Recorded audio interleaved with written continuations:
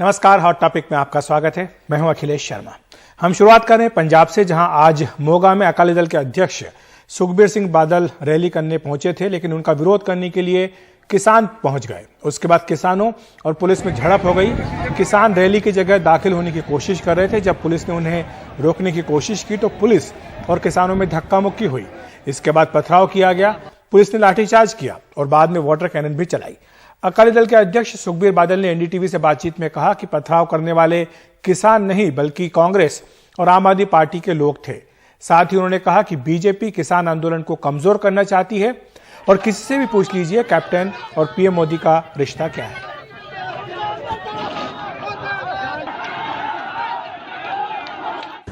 श्रोमणी अकाली दल के अध्यक्ष सुखबीर बादल 100 दिन के दौरे पर हैं पंजाब में और वो 100 असेंबली कॉन्स्टिट्यूंसी यानी विधानसभा क्षेत्रों का दौरा कर रहे हैं, लेकिन कई जगह पर उनका विरोध भी हो रहा है। उनका कहना है कि ये किसान नहीं है, उपद्रवी तत्व हैं। हमारे साथ सुखबीर बादल आज हैं यहाँ मोगा में। इनके एक रैली में से अभी वो वापस आए हैं जहाँ पर पथराव भी हुआ। उनसे बातचीत करने की कोशिश करते हैं और समझते हैं कि इस कैंपेन को वो कैसे देखते हैं। सबसे पहले तो आप ये बताएं कि आज की घटना के बारे में आप क्या कहेंगे। पथराव रैली में नहीं हुआ, वो रैली से बहुत दूर हुआ है। वो लोग किसान नहीं हैं, वो कांग्रेस के और आम आदमी पार्टी के आदमी हैं जो फ्रस्ट्रेट हुए पड़े हैं। किसान जितनी ऑर्गेनाइजेशन है सब ने स्ट्रांगली कंडेम किया है ये जो इनका एक्ट। वो उन्होंने कहा है कि ये साजिश पंजाब सरकार और बीजेपी सरकार की है कि गाँव में लोगों को लड़ाओ, एक दूसरे से लड़ाओ और शो करो कि ये किसान है, पर ये कोई हमारा आदमी नहीं है। सो ये प्रोपेगेंडा क्लियरली बीजेपी स्पॉन्सर्ड है। सेंट्रल गवर्नमेंट चाहती है कि ये किसान एजुटेशन कमजोर पड़े। एक समय में आप बीजेपी के अलायंस पार्टनर थे और आज आप कहते हैं कि कैप्टन अमरिंदर बीजेपी से मिले हुए हैं, इसको कैसे जस्टिफाई? ये आप किसी से पूछ ले कि कैप्टन अमरिंदर सिंह और मोदी साहब का क्या रिश्ता है।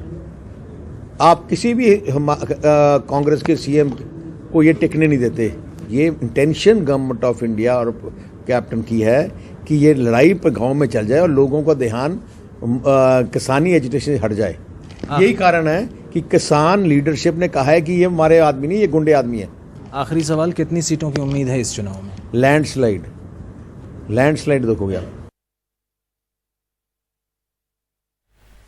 सुप्रीम कोर्ट ने बेलगाम वेब पोर्टल और यूट्यूब चैनलों पर चिंता जताई है। भारत के मुख्य न्यायाधीश जस्टिस एनवी रमन्ना की बेंच तबलीगी जमात और कोरोना संक्रमण मामले में एक याचिका पर सुनवाई कर रही है। इसी दौरान सुप्रीम कोर्ट ने वेब पोर्टल, यूट्यूब चैनल पर चिंता जताई। उन्होंने कहा कि वेब पोर्टल पर कोई नियंत्रण नहीं है, वे जो चाहे चलाते रहते हैं, कोई जवाबदेही नहीं है। वे संस्थाओं के खिलाफ बहुत बुरा लिखते हैं। खबरों को सांप्रदायिक रंग देने की कोशिश हो रही है, इससे देश का नाम खराब होता है।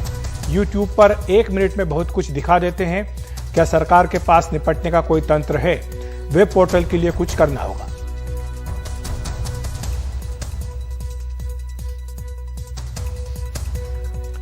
बात करते हैं आरएसएस की, जिसकी 2 दिनों की समन्वय बैठक शुक्रवार से नागपुर में होगी। आरएसएस सूत्रों के मुताबिक इस बैठक में 5 राज्यों में आने वाले विधानसभा चुनाव की रणनीति पर विचार होगा। इसके साथ ही कोरोना की तीसरी लहर की आशंका के मद्देनजर उससे निपटने की तैयारियों पर भी मंथन किया जाएगा।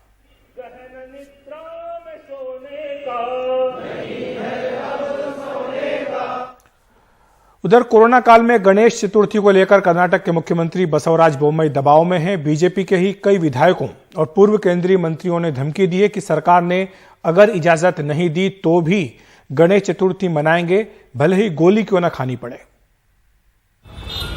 गणेश उत्सव के लिए मूर्तियां तैयार हैं, लेकिन खरीदारों की कमी है, क्योंकि कोरोना की वजह से सरकार पहले की तरह जुलूस और भीड़ भाड़ की इजाजत देने को तैयार नहीं। लेकिन मुख्यमंत्री बसवराज बोम्मई को उनकी ही पार्टी के वरिष्ठ लिंगायत विधायक बसवन गौड़ पाटिल यत्नाल ने खुली चुनौती दी है कि उन्हें गणेश उत्सव मनाने से कोई नहीं रोक सकता। मैंने मुख्यमंत्री से भी कह दिया है, ऐसी उल्टी सीधी पाबंदियां लगाएंगे तो कोई उसे मानने वाला नहीं है। यहाँ पर आपके एसपी और डीसी हैं। किसी भी हिंदू कार्यक्रम या हिंदू मंदिरों पर कानून बनाएंगे तो वो कानून आप अपने पास रखिए। हम इसको नहीं मानेंगे, चाहे इसके लिए हमें गोली भी खानी पड़े।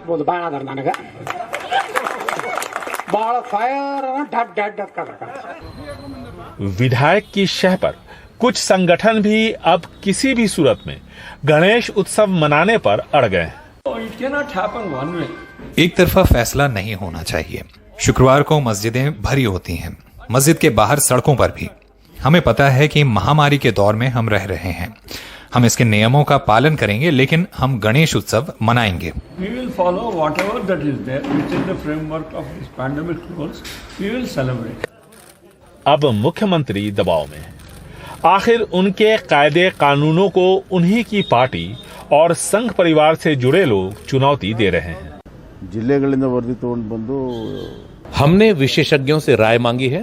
5 सितंबर को बैठक बुलाई है और तभी फैसला होगा। ಸಭೆಯನ್ನು ಮಾಡ್ತಾ ಇದ್ದೇನೆ, ಅಲ್ಲಿ ಅಂತಿಮ ತೀರ್ಮಾನ ಮಾಡೋದು। आम तौर पर जन भावनाओं के खिलाफ जाकर सरकार फैसले नहीं लेती, क्योंकि इससे वोटर्स नाराज होते हैं। ऐसे में सभी धर्मों के लोगों को ये समझना चाहिए कि ऐसा कोई कदम हम न उठाएं जो महामारी फैलाने की वजह बने। बेंगलुरु से कैमरामैन कुमार के साथ निहाल खिदवई, एनडीटीवी इंडिया। बात करते हैं बिहार के, जहां छपरा में जेपी विश्वविद्यालय में पिछले साल से न जेपी और न ही लोहिया के विचारों की पढ़ाई हो रही है। उनकी जगह दीनदयाल उपाध्याय और सुभाष चंद्र बोस को पाठ्यक्रम में शामिल किया गया। अब राज्य सरकार ने सफाई दी है कि जल्द ही पुराने पाठ्यक्रम को फिर से लागू किया जाएगा। इस सफाई में नाम लिए बिना राज्यपाल पर निशाना साधा गया है। बृहस्पतिवार को छपरा स्थित जेपी विश्वविद्यालय के कुलपति सहित सभी वरिष्ठ अधिकारियों को शिक्षा मंत्री ने पटना सचिवालय में तलब किया। पूछा कि विश्वविद्यालय के पीजी सिलेबस से जेपी लोहिया को क्यों हटाया गया। इनकी जगह दीनदयाल उपाध्याय और ज्योतिबा फुले को शामिल किया गया है। इससे पूर्व एसएफआई के एक प्रतिनिधिमंडल ने कुलपति से मिलकर अपना विरोध जताया था। मिलने का हमारा मुख्य तात्पर्य ये है कि जयप्रकाश विश्वविद्यालय जो संपूर्ण क्रांति के नायक थे, उनके नाम पर इसका नामकरण हुआ है और सौभाग्य से इसी जिले के वो थे।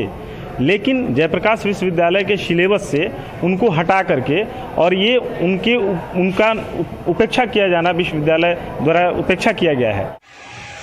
हालांकि कुलपति ने बैठक के बाद सफाई दी कि ऐसा राज्यपाल के स्तर पर चॉइस बेस्ड क्रेडिट सिस्टम के लागू होने के आधार पर हुआ। जो सिलेबस अप्रूव था उसको लागू किया यूनिवर्सिटी। लेकिन इस मुद्दे पर सत्तारूढ़ जनता दल यूनाइटेड और राष्ट्रीय जनता दल ने एक सुर से मुख्यमंत्री नीतीश कुमार से दोषियों के खिलाफ कार्रवाई की मांग की। इस पर किसी को इतराज नहीं हो सकता कि दीनदयाल जी के विचार को सिलेबस में रखा गया। अच्छी बात बहस कहाँ हो रही है कि आपने जयप्रकाश जी को और डॉक्टर राम मनोहर लोहिया के विचारों को आपने सिलेबस से बाहर कर दिया। ये हरकत अच्छी नहीं है। यह बहुत ही आपत्तिजनक है। क्यों हटाया गया? वाइस चांसलर उसकी जांच करावे, न सिर्फ उस पर फिर से उसको जोड़ा जाए, बल्कि जिसने भी हटाया हो उस पर कार्रवाई होनी चाहिए, ताकि इस तरह की गलती कोई और यूनिवर्सिटी न करे, एक सबक मिले लोगों को। बल्कि यह भी वहीं राज्य सरकार ने अब सफाई दी है कि आज ही हमने महामहिम कुलाधिपति से भी बात की और आज हम उनसे मिल के सारी स्थिति बताना चाह रहे थे, स्पष्ट करना चाह रहे थे। और उन्होंने भी कहा है कि नहीं, वो पटना आते हैं, फिर हम लोग मिल के जरूर इसमें से इसके निदान की व्यवस्था करेंगे। इस पूरे मामले के प्रकाश में आने के 24 घंटे के अंदर नीतीश कुमार सरकार ने डैमेज कंट्रोल तो किया है, लेकिन आने वाले दिनों में सिलेबस चेंज करने के मामले में राजभवन के हर कदम पर नीतीश कुमार और उनके अधीन शिक्षा विभाग की पैनी नजर रहेगी। छपरा से प्रमोद और पटना से कैमरामैन हबीब अली के साथ मनीष कुमार, एनडीटीवी इंडिया के लिए।